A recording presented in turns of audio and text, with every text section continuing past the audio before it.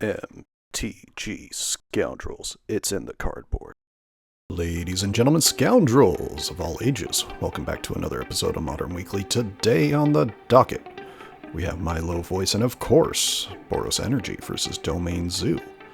Two powerful decks in the format currently. Oh, it looks like Domain Zoo starting on 5. But there is a pregame Leyline of the Guildpact into a Ragavan Nimble Pilferer and passing the turn. Taking 2 off the Sacred Foundry here, Boros Energy is. And that's going to be a Galvanic Discharge. Left over 2 energy in dealing with the Ragavan. Here's a land and passing. Plains into Guide of Souls. And Ocelot Pride. And a tale as old as MH3. Leyline Binding in response to the Ocelot Pride is going to deal with the Guide of Souls. End step, cracking the Flooded Strand. That'll bring us to 18 to 19 more than likely.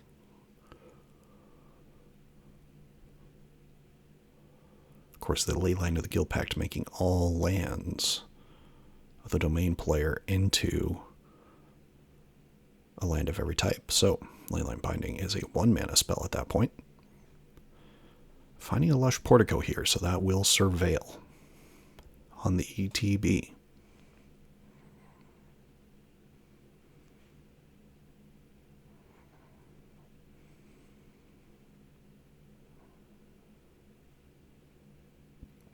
But a pretty strong start here for Boros Energy. And we can safely assume Domain Zoo is going to be digging for relevant spells here. There's an Arena of Glory, that's going to go to the bin. Into an Arid Mesa and pass. Not where the Domain Zoo player would like to be. Ocelot Pride going to get it in. And we will now be at 19 to 18.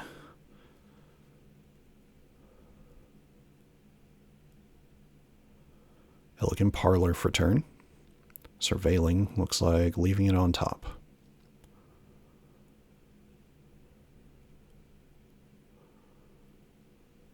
Ooh, Goblin Bombardment. This is the kind of start Boros Energy wants. On end step, cat token being made off of the life gain from the Ocelot Pride. Double fetch here for the Domain Zoo player. Just trying to get some of these lands out of the deck to improve the chances of hitting something relevant. So we'll be at 19 to 16. And if Domain Zoo lands a Scion of Draco anytime soon, or even a Phlage, things could start to turn back in their favor. Already 5 cards in their graveyard. So that means bringing the Phlage back would be something they could do on the horizon. 4th land, 1 card in hand. Not what the Domain Zoo player was hoping for. Getting in for 2. Bring us to 20 to 14. Guide of Souls being played. Oh, in hand is just a Leyline of the Guildpact for the Zoo player. Ajani Pariah. The follow-up play after the Guide of Souls. That'll gain 2 more life. Entering with a Cat Warrior token. Sacking one of the cats. To the Bombardment. So that deals 1 damage to the Domain Zoo player here on the sacrifice. And flipping the Ajani over to Ajani Pariah. And going ahead and creating a cat token here and dealing 4 damage to any target. Thanks to the number of creatures that are on the board. And also there being a red permanent in Goblin Bombardment. End step, making 2 more cats. And making 2 more cat warriors. And that'll do it for game 1. That is how Boros Energy gets it done. Game 1 going to Boros Energy. Thank you all so much for watching us here at MTG Scoundrels. If you enjoy our content, please like and subscribe. Be a friend, tell a friend. We appreciate all of you that have been subbing recently and watching the channel. 2025 has been one heck of a ride, and we are glad you have all been here with us, and we wish the best to you and yours moving into 2026. Now, Boros Energy has been the king of the format, so to speak, in this regional championship season. It's put up the best numbers, has had the best win rates against the most decks, consistently being a above 50% win percentage against the best decks in the format. That being said, Domain Zoo is very powerful and has opportunities to really take advantage of things if the Boros Energy deck stumbles. One thing the Boros Energy deck will probably bring in is a certain amount of Celestial Purges. And of course, going against Domain Zoo, bringing in an extra Blood Moon can't hurt. And there may be a reason to bring in a Surgical just to take out the opposing Phlages, because Domain Zoo does in fact rely on Doorkeeper Thrall into Phlage, or even taking out Doorkeeper Thrall entirely if you manage to see one hit the graveyard. Now for the sideboard of this Domain Zoo player, definitely Wrath of the Skies will come in here, and you will definitely see some amount of either graveyard hate or more specific individual removal like Prismatic Ending. Now granted, there is a world where Wear Tear is also something you want to bring in here, specifically to deal with Blood Moons, and also to deal with cards such as Goblin Bombardment. Now moving into our ads, definitely check out our friends over at Arcane Artistry that make wonderful food, clue, and treasure tokens in the stained glass style. Link to their Etsy is in the description below. They've been featured over on, of course, this channel, as well as EDH Hijinks and the Spike Feeders, so definitely check them out. And of course, check out a host of our channel, Growth Warden Games. Wonderful place to store them out. Link to their store is in the description below. And of course, check out artists of our channel, Sean Gerard. They make wonderful art and are open to new projects, whether you're looking for a gift for a friend or something for a professional setting. Their Instagram is up on the screen as well as their email address in the description below. Definitely reach out and say hello. And last but not least, check out our socials. We are at MTGScoundrels over on Blue Sky, Twitter, and Facebook. Definitely give us a follow over on our social platforms. We talk Magic the Gathering, other formats, but of course we do in fact talk Modern as well. So give us a follow. We appreciate all of you. And we are moving here closely to game number 2. Both players looking at their first 7s here. The Domain player hoping to be not on 5, as that is a very big disadvantage in this format. Granted, that's kind of a disadvantage in every format, but especially here. Looks like starting with a Flooded Strand, passing the turn, and the Boros Energy player doing the same. Flooded Strand getting cracked on the end step.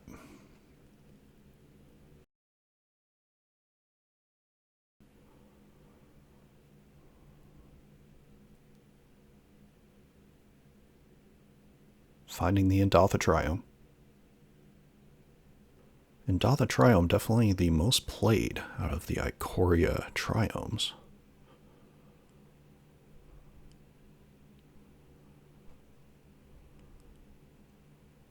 Has really fit into the mana base as well for the Domain players.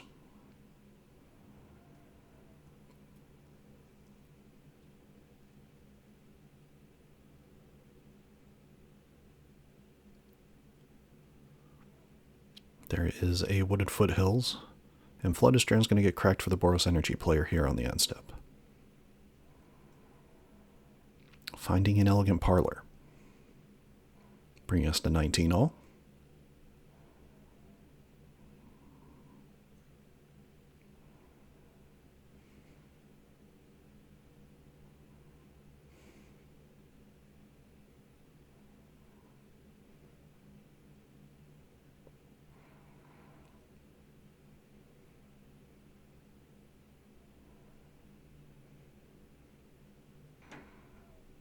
Flooded Strand, and then Ragavan Nimble Pilferer.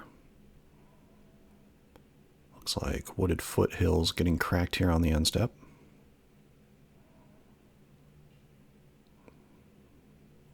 More than likely taking 3 here. 1 from the crack, 2 from a Shockland.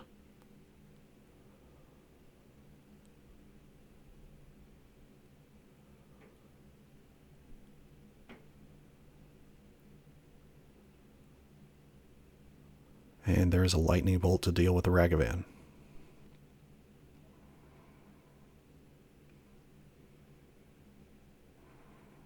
Killing Ragavan is important here, mostly because it really creates an opportunity for Boros Energy to double spell every turn with the treasure that's made off of the Ragavan hit in the face.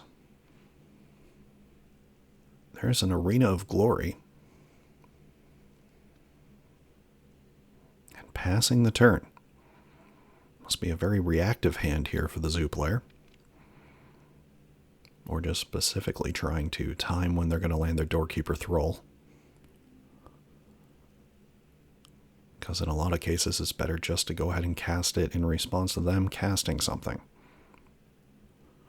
Stopping a Ajani trigger, stopping a Guide of Souls trigger. Pretty good.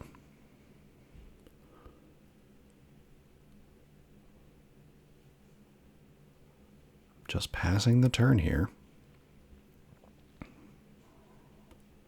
Patience being shown by the Domain Zoo player.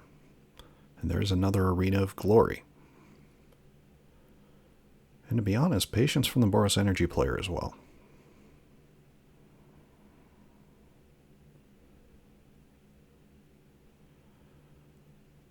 Two mana. Ajani to Coddle Pariah.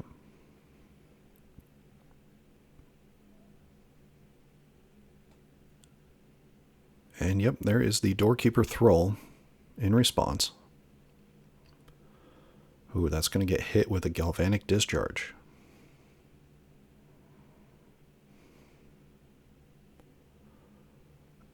So the Ajani will enter. It will bring with it a Cat Warrior token on ETB, and Windswept Heath will be land for turn. There is a Prismatic Ending to deal with the Ajani. That'll get exiled, which is pretty important. Exile removal, pretty good here. So that way the yard isn't filled too much for Phlage, but that fetch will definitely raise it up to 5 cards in the bin.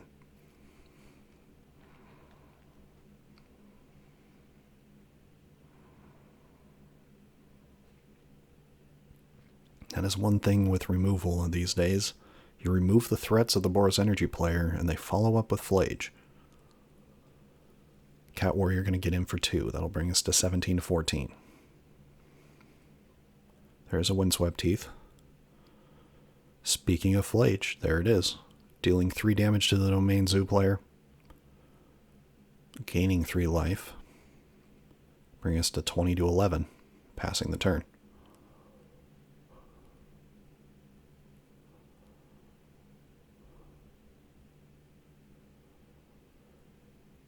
Wooded Foothills as land for turn, and passing.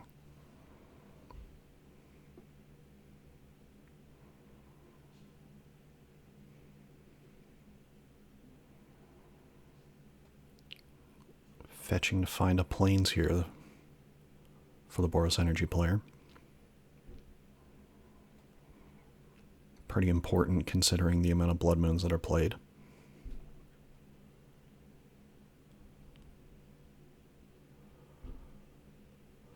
So now the question is, does the Boros Energy player tap out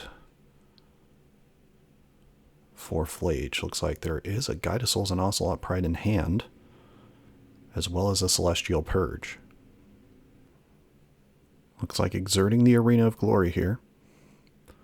And there is the Phlage, but Doorkeeper Thrall's going to come down.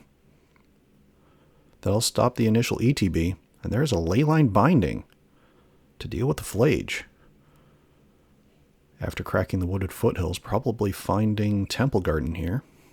Yep, there it is. So I'll be 19 to 8. What a real sequence of events here. That really shows you it almost takes 2 to 3 cards to deal with Phlage if you don't have the initial graveyard hate. And just how effective Phlage is as a threat.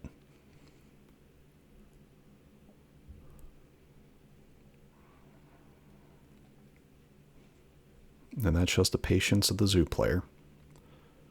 Now granted, Boros Energy felt safe making this move specifically, because there's a backup Ocelot Pride and Guide of Souls in hand. Speaking of which, there is Guide of Souls. We're now 19-6 after the attack from the Cat Warrior.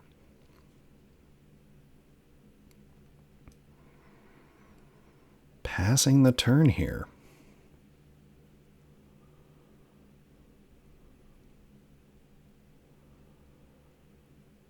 A lot of good top decks for the Boros Energy player.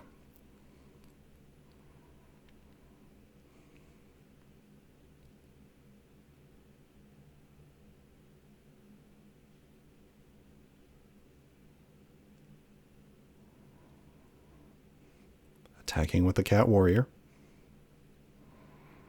Whew, going to 4. Domain Zoo living on a prayer here. And just passing.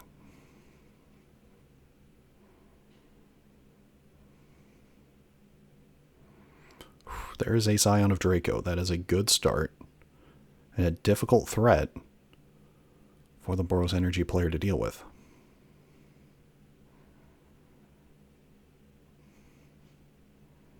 Most importantly, makes it difficult to attack in. That Doorkeeper Thrall has flying. It's going to get in. Now, granted, it does have vigilance, thanks to the Scion of Draco. So that shouldn't be tapped there. Oh, they figured it out. 18-4. How long can that Scion of Draco manage to stay the threat? Ooh, there is a Blood Moon. So in response, Leyline Binding. Would have been really nice for the Zoo player to have had a land to be able to go get basic planes here, but this is where you're stuck. So, gonna deal with the Guide of Souls. Just in case the Doorkeeper Thrall gets dealt with. But there, in fact, is a backup Guide of Souls. And passing from there.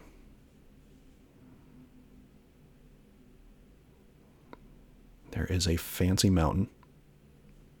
Apologize for the reflection. That is, in fact, a blood crypt that hit the battlefield. Doorkeeper Thrall getting in for 1.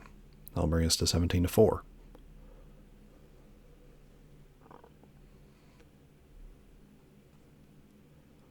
Here is an Ocelot Pride.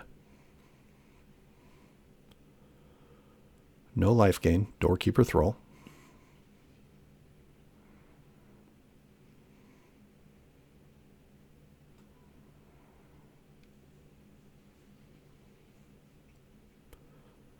But still, the board gets wider. But there is 5 red sources for the Boros Energy player and only 1 white source. Against Domain Zoos, 6 red sources and no white source, which is what most of the removal comes from here. Going to 16-4 thanks to that Doorkeeper Thrall attack. It can't cast anything in hand, it looks like. Would almost need a top deck Lightning Bolt.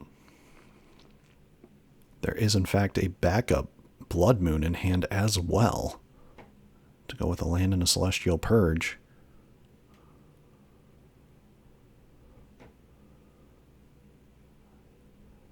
Just passing from here. Attacking in with the Doorkeeper Thrall.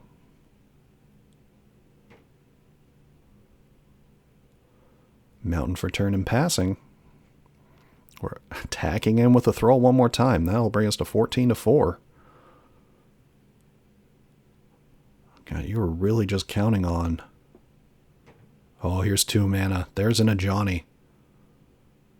And that is a rough spot for the Zoo player. 3 creatures attacking in. Oh no, excuse me. Only 2 creatures attacking in. Sitting at 4 life.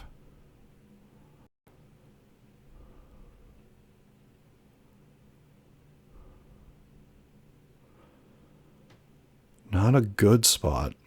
Your best bet... Also, your best bet is probably just blocking both creatures.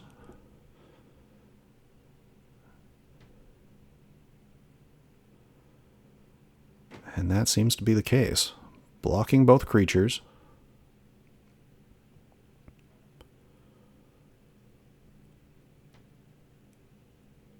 One life gained for the Boros Energy player. That's going to flip the Ajani.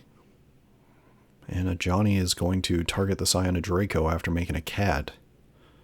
And there's a red permanent on board for the Energy player in Blood Moon. Fetch land. Too late. That is in fact a glorified mountain. Is there an answer on board?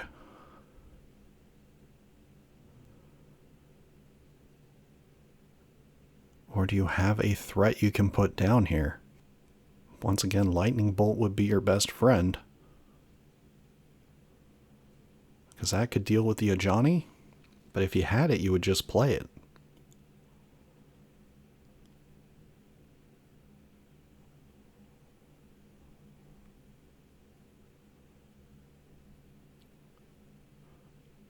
That is a lot of white cards in hand. Passing the turn? Ajani dealing 3 up top. And attacking him with 2 creatures. And that'll do it. Domain Zoo showing the hand of all the removal that was turned off. Game, set, match. Going to Boros Energy. Thank you all so much for watching us here at MTG Scoundrels. If you enjoy our content, please like and subscribe. Be a friend, tell a friend. And we will see you all next week.